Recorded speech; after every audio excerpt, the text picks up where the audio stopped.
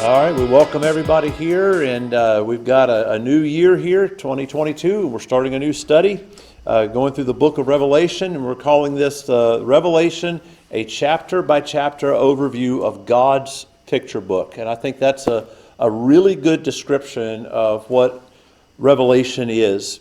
And so tonight is we're just going to be talking in some more general terms about the book, and we're just as a way to look it over. Now, I would encourage you, if you did not have a chance to be a part of the 66 Books in 52 Weeks series, the last session on there covers the book of Jude and the books of Jude and Revelation. And so you can go back to that video and see an overview too. It's a little more in detail introduction of Revelation that we'll even do tonight. But so we've got some more information, and I'm supplementing some of the things that we talked about in that last session of the 66 books in 52 weeks. So and we do have, I think there's an outline here available if you'd like one there. So so tonight we're just going to take a look at the basics of the book of Revelation, and hopefully this will lay the groundwork of how we're going to approach it. And there are different approaches to Revelation. I'm going to show you the one that we're going to try here for this, and the one that has worked for me. So let's just begin with the title of the book. It's the book of Revelation, or Apocalypse. It's the word there, the Greek word, the revelation or the apocalypse of Jesus Christ. Now, where do we get that as the title? Well, it's in the first verse of the book. If you look at that, the revelation of Jesus Christ. So what does the word revelation or apocalypse mean? Now, if we use the word revelation in everyday life without a theological meaning to it, is every now and then we'll say, boy, that was quite a revelation. So when I say that, what does that mean? Boy, that was quite a revelation. In that context, what does that mean in a conversation? Yeah, unique. That's something that was unique, something that, I hadn't seen that before. Revelation, apocalypse, and the word simply means an uncovering or an unveiling. So something is revealed to you that you hadn't thought about before, something that's new. Well, that was quite a revelation. Maybe you have your iPhone and there's a function on it that you've had it for 10 years and you didn't realize it had this function, and all of a sudden you open this app and I didn't know it would do that. Well, that was quite a revelation. That was an unveiling of what your iPhone could do. That's in its essence what the word revelation or apocalypse mean. When we say apocalyptic, we think of disaster movies and that type of thing, but really the word is just simply an unveiling. It's a type of literature, in apocalyptic literature. It's where it's an unveiling of a truth using many different means, symbols and all kinds of things like that. So the book of Revelation is designed to be more of a disclosure than a mystery. Now, for a lot of years, I used to feel this way too. I was extremely intimidated by the book of Revelation, and there's some things that I read in it and I think, I'm not sure what to make of that. But the more I look at it and the more I investigate, the more I find that it's really not designed to be a book of mystery. It's designed to be a book of disclosure, to unveil for us a perspective that we need to have in this life so that we can focus and we can endure what trials may come our way. So, who was it that wrote the book of Revelation? Who's the author? The author is the Apostle John. Maybe you remember that old gospel song, John the Revelator, he saw Jerusalem coming down. That's a great old song there. And so the author is the Apostle John. You remember Jesus had his 12 disciples. You had 3 of them that were in the inner circle, Peter, James, and John. John also writes the Gospel of John, and so he refers to himself in the gospel in his gospel as the disciple whom Jesus loved. So John lived faithfully throughout his life.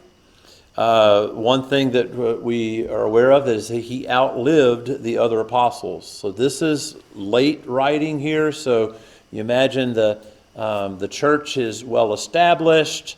John is now an older man, and he is living out the end of his days on the Isle of Patmos. Now, coming to that, he was exiled to a place called Patmos. Now, let me zoom this in so that people who are watching online can see that maybe a little more clear.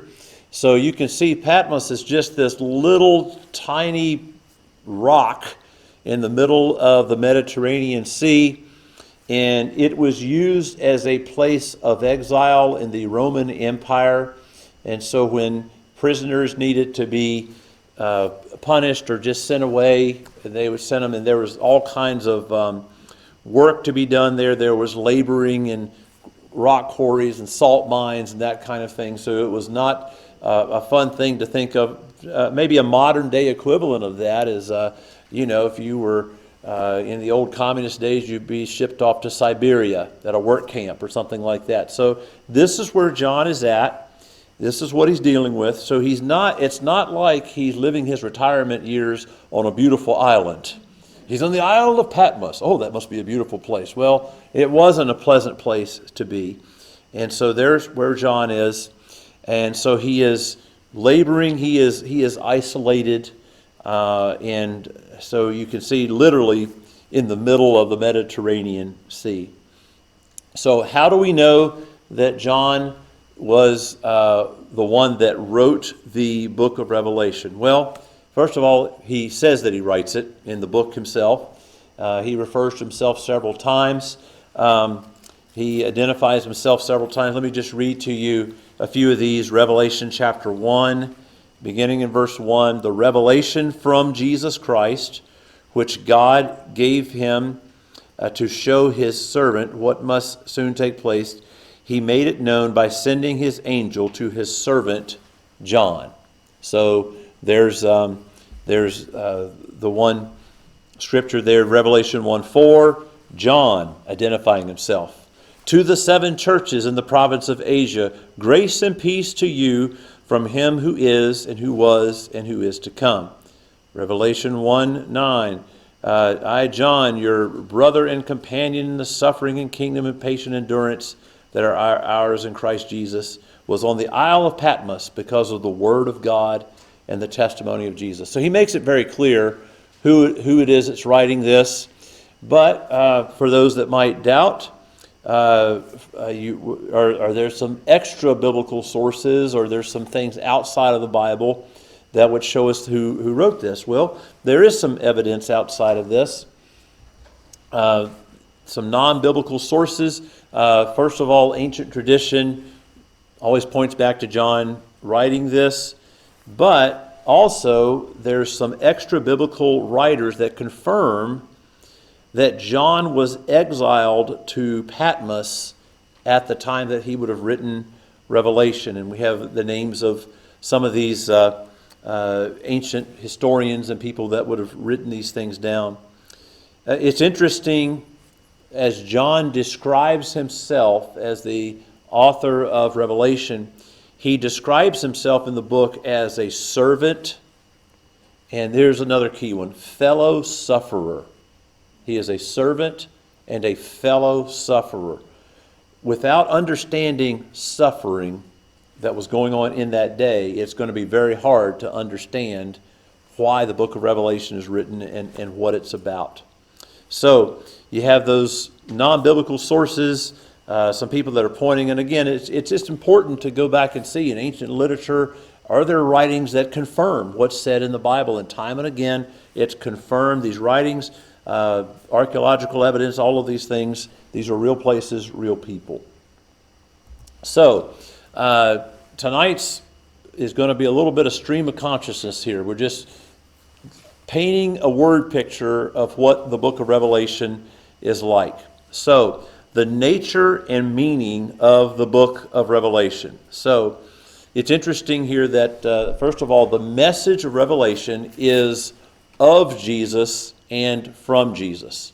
So it's about Jesus. It's about his ministry. It's about his reign. It's about his judgment. It's about his return. And it's coming from him. It is Jesus that's revealing these things to John here. Now, here is another important thing to understand about the book of Revelation.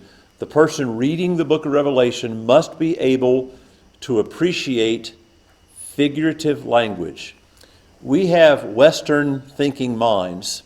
So, we do figures of speech and things like that, but we don't really think in figurative terms like an Eastern mind would have thought back in the first century. Sometimes we want to take everything so literally. I heard a person say one time to one of my Bible college professors, said, I believe I take everything in the Bible literally. If it's there, I take it literally. And so the professor said, well, Jesus said, I am the door. Does that mean he has hinges? So there's figurative language in the Bible. There's figurative language here. So let me ask you this. When you use a figure of speech with somebody, why do you choose to use that rather than just saying it literally? Why do you use a figure of speech to get something across rather than just saying what you think? What would be the reason for that? I think you're just trying to make an impression on the importance or the significance of what you're saying, i.e., we all use that with rain, cats, and dogs. You took the exact example I was going to use. So Barney is perfect. It's a perfect segue there. You're trying to make a point. You're trying to, exactly what Barney said, you're trying to drive it home. And so you're going to use figurative language. In the book of Revelation, we've got all this figurative language because God's trying to drive a point home. Also, there's no other way to describe things that are outside of human experience than to paint these pictures here. And so the symbols serve as windows for us readers to see and understand. And the truth be told, if taken too literally, you just have a bunch of grotesque images. And if you take it too literally, it really loses its meaning. And so, for instance, I want to use that exact same example there. Great minds think alike here. Imagine if we use the same approach to the following sayings that we use for the book of Revelation. What I'm talking about is those people that make those fantastical drawings and things, and I'm not putting anybody down that uses their gift in that way, but sometimes it's not really there to be made literal or to see it in that way. It's just to drive home a point. So imagine if we use the same approach to these sayings that we use for the book of Revelation sometimes. It's raining cats and dogs. Can you imagine, the artist rendering of Revelation? Then you would see cats and dogs just flying down, and you have this people stepping in a poodle. Okay, that was got to get that one in, All right, that was bad. All right, so, so it's raining cats and dogs out there. Can you see that? It's just this horrible picture, cats and dogs just plastered all over, just rolling around, and you're just walking around in them. And that's not the point, is it? You're not really supposed to see cats and dogs in your mind when somebody says that. It just means, man, it's raining. But it drives the point home more than just saying, wow, it is really raining outside. But if you come in and say, man, it's raining cats and dogs. Yes, it is. So here's another one. So hungry I could eat a horse. Okay, so if somebody hide trigger, okay, we're gonna, better watch it. So I'm so hungry I could eat a horse. Or how about this one? That singer brought down the house. They brought down the house. So now, if we were going to approach that the same way, that figure of speech, the same way that we approach the book of Revelation, what would happen? You would have an artist rendering of somebody singing, whoa, and next thing you know, the roof is falling down because the singer brought down the house. Well, what they're saying is that the singer just did a really good job singing.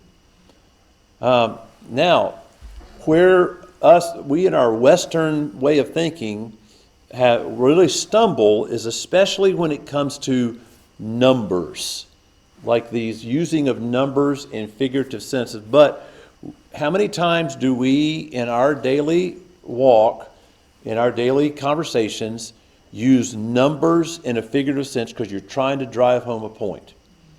Have you ever said to your child or to your spouse or to somebody, I've told you 1,000 times? So, did you count exactly 1,000 times? I'm up to 998, 2 more, and I've told you 1,000 times. Well, no. What are you trying to do? You're just trying to drive home a point. It's a lot like when Jesus was asked, how many times must I forgive my brother?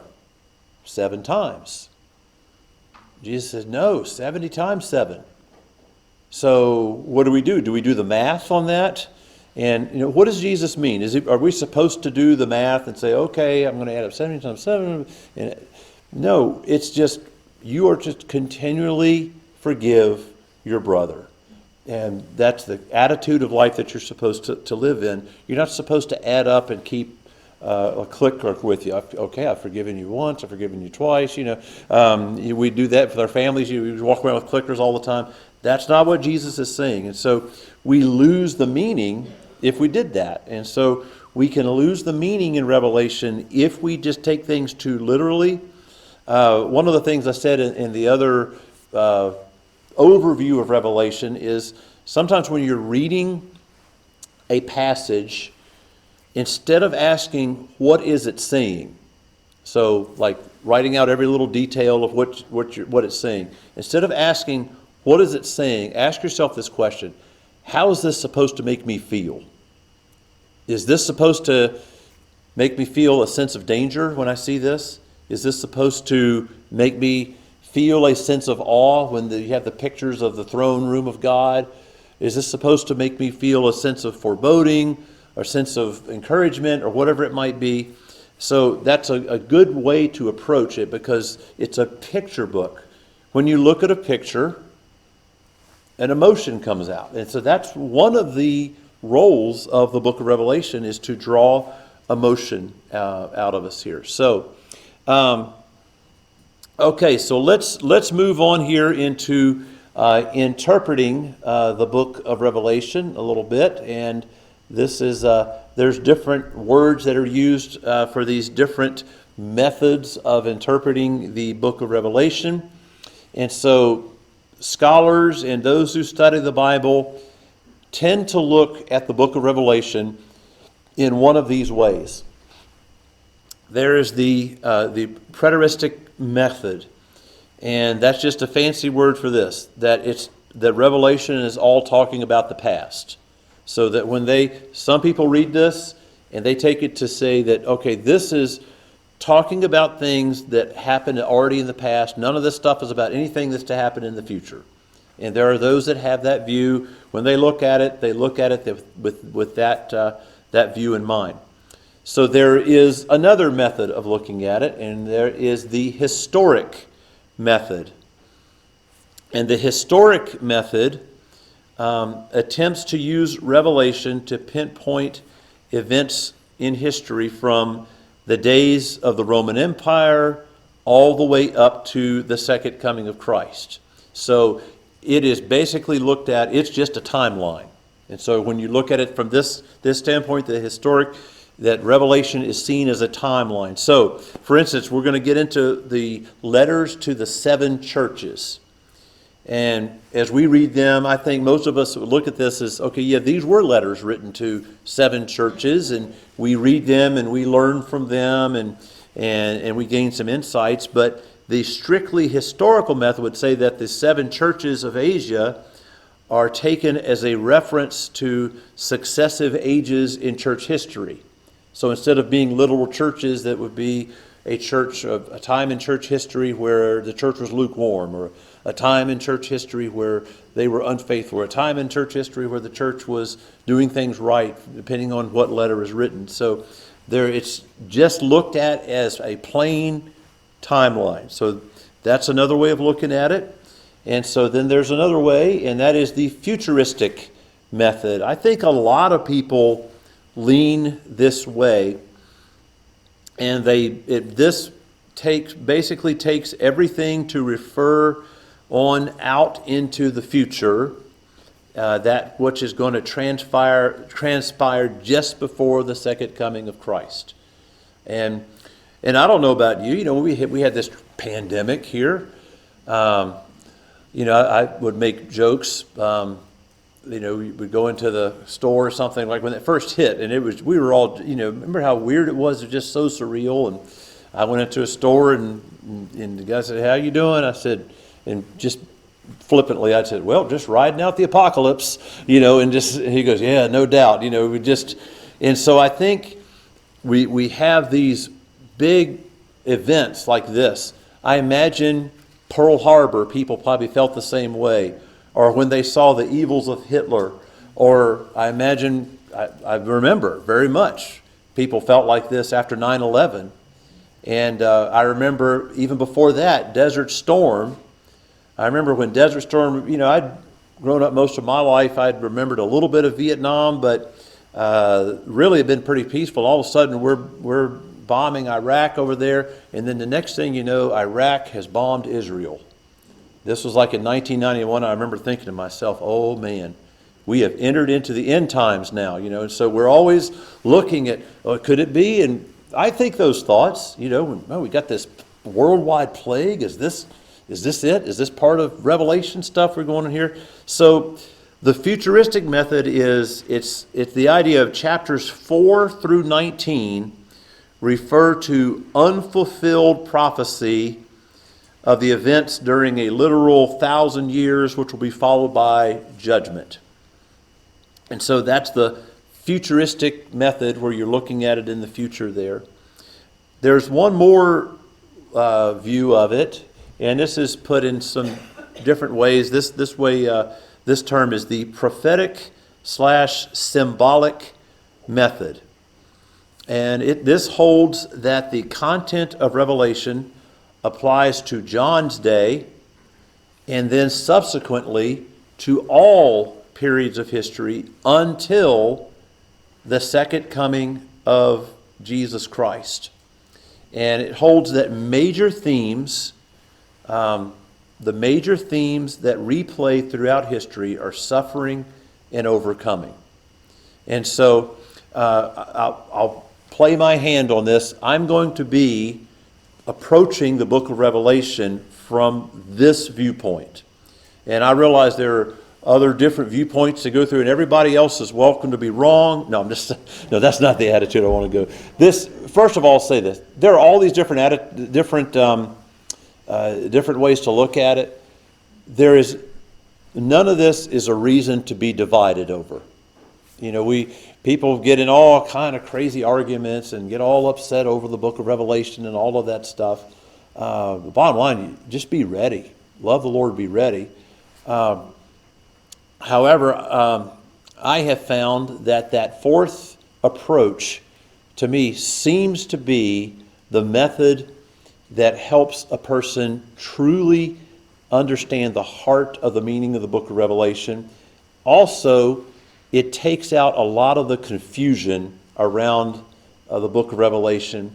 I've seen there's even been Christian-based television programs. I know there was one in particular that was on the air for like 20 years, and there was some confusion around. I think these were very good people, but they would have a program about every day, and they would look at a headline and say, "Well, this applies to Revelation," or this is it. The prophecy's coming true now. And I remember that was like that for 20 years.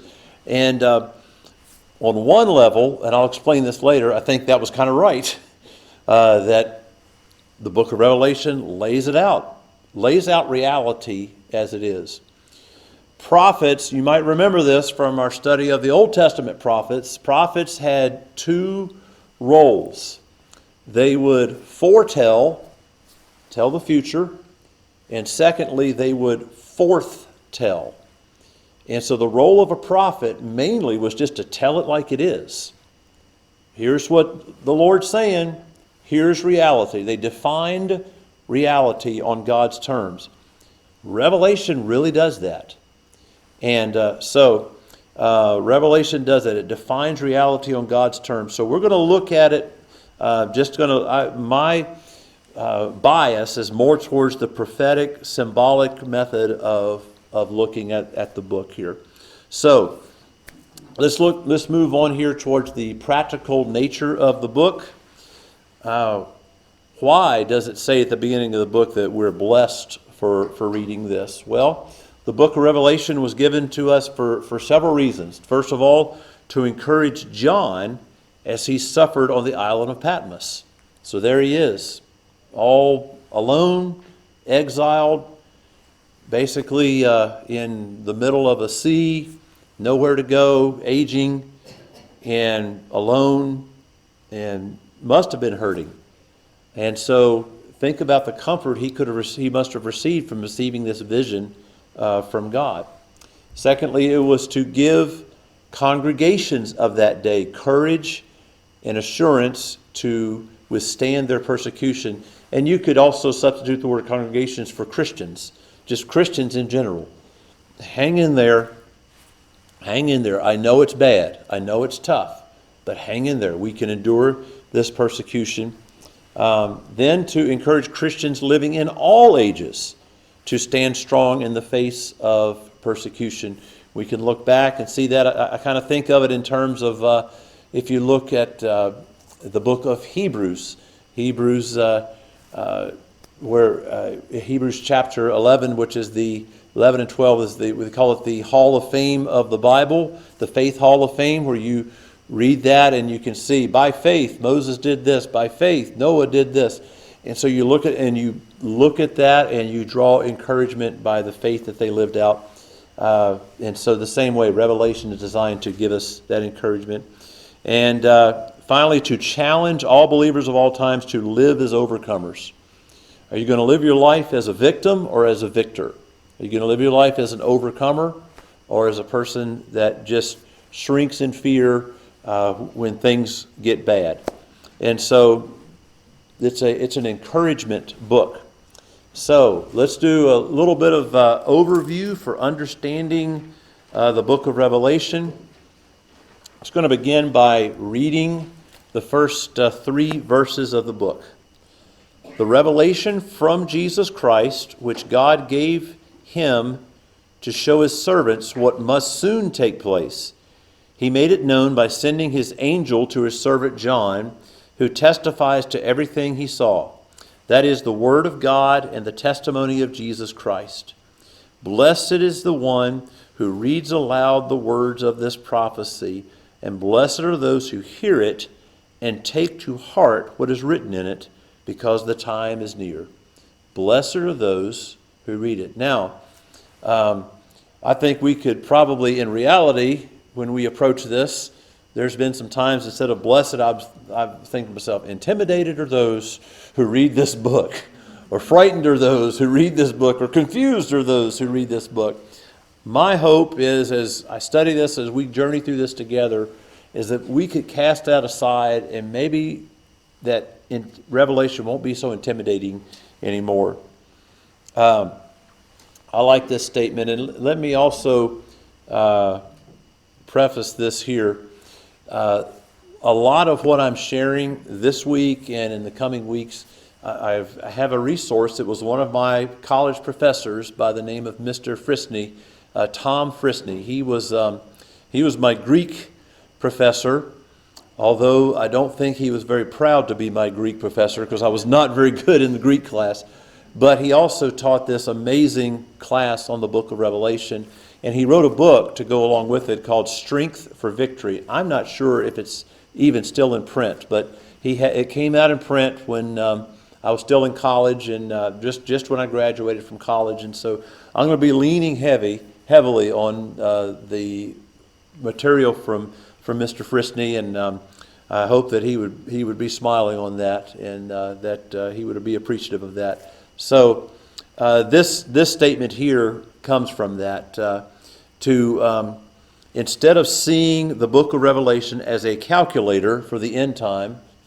Does that make you hear people kind of do that? We're going to add up all the numbers. I've got the code cracked. Treat it like that book, National Treasure, that movie, National Treasure. We found this Declaration of Independence on the back. I found, these three things, and there's a secret code. And we're going to find it, and we're going to tell you when the Lord's going to come back. Instead of seeing the book as a calculator for the end times, it's better to view Revelation as a comfort for the present time. It's a comfort and not a calculator. I'll point to a companion passage in 1 Thessalonians chapter 4, verses 13 through 18. And the Apostle Paul here is talking about the return of Jesus and what that implies for the believer. And he says, "Brothers and sisters, we do not want you to be uninformed about those who sleep in death, so that you do not grieve like the rest of mankind who have no hope. For we believe that Jesus died and rose again, and so we believe that God will bring with Jesus those who have fallen asleep in him. According to the Lord's word, we tell you that we who are still alive and are left until the coming of the Lord will certainly not precede those who have fallen asleep. For the Lord himself will come down from heaven with a loud command, with the voice of the archangel, with the trumpet call of God, and the dead in Christ will rise first. After that, we who are still alive and are left will be caught up together with them in the clouds to meet the Lord in the air, and so we will be with the Lord forever." Verse 18, "Therefore, encourage or comfort one another with these words." Comfort one another with these words. I was standing at a graveside today, and there is a lot of grief there. There's some heartache. There was some joy, of course. But standing at a graveside today, I was able to read that the passage where it says, we can't even compare the suffering that we're dealing with right now will not compare with the joy that is to come, the glory that is to come. What is that? That's comfort. We're hurting now. Hang on. It's not forever, and there's something better coming. Hang on, there's something better coming. As long as the righteous servants of Christ experience suffering, there's a reason for reading this book. That's why the book of Revelation is important. John was a witness to and an experiencer of suffering. His message would have resonated throughout the ancient world. You think about it, at this time, the Romans were really starting to persecute Christians, as well as the traditional Jews were really starting to persecute Christians. So you had, the Romans were crucifying them, and it was at one point that it was said that Christians were being crucified and then even set ablaze, and it's all kinds of horrible, torturous things going on for the sake of Christ. And this message of hope would have resonated with this ancient world. I think it can resonate with us today. Another major theme in this, going back again here, is that God is with his people and sin will be punished. Have you ever noticed that sometimes life's not fair?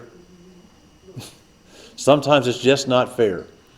And sometimes it just seems like there's a lot of injustice and a lot of things that go the way they shouldn't go. Well, life isn't fair, but one day there will be justice. And God will set things straight. I like the way that my professor, Mr. Frisney, put it. Revelation tells us both sides of the story, with God versus the opposer. We have those who oppose, the one who opposes us, the devil, and we get both sides of the story. We see, okay, yeah, we have a strong enemy, but we have a stronger God. We have a strong enemy, intimidating, but we have a God that will overcome all of these. And so, Another thing you'll see here, just to kind of give you a heads up, repetition is an important element in this book. When you want to get a point across, what do? You repeat it. You know, remember times, how many times Jesus said, "Truly, truly, I say to you," or he would say somebody's name twice.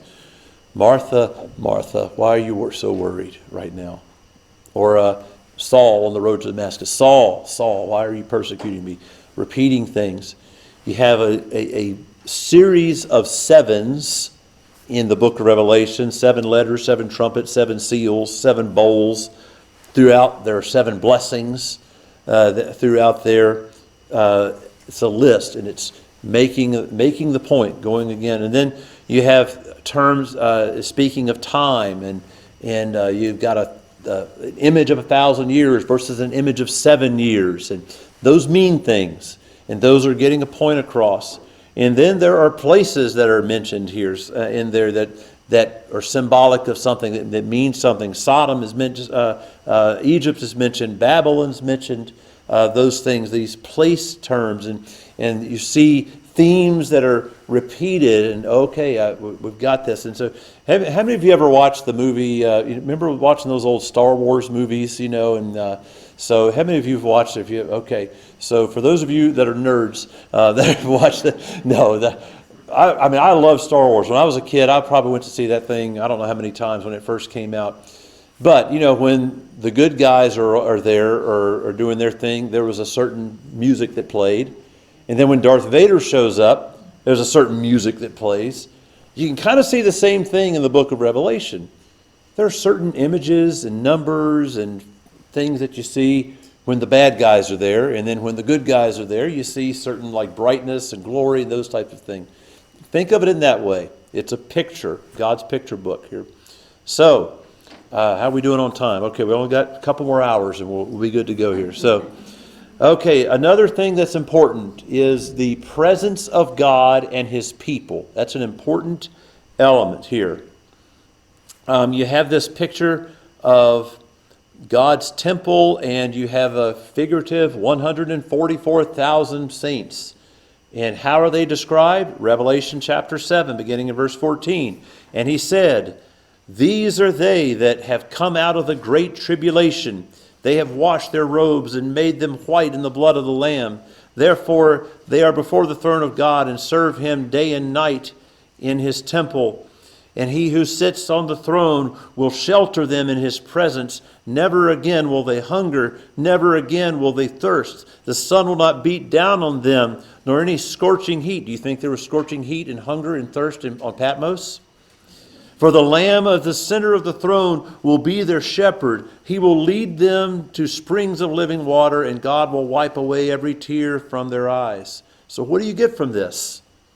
God sees your suffering. Your suffering's not forever, and you're not the only one suffering. You got that image of the 144,000. All of these people are suffering too. You're not all alone in this. God's with you on this. And so the final point here is you have through Revelation, the book of Revelation offers the reader a clear understanding of God's place amidst conflict. Do we have any conflict in our world here today? You ever wonder, where is God in the midst of all this? Well, Revelation can help you answer that question a little bit. So, yes, Revelation points to the hereafter, but even more than that, Revelation helps us with the here and now.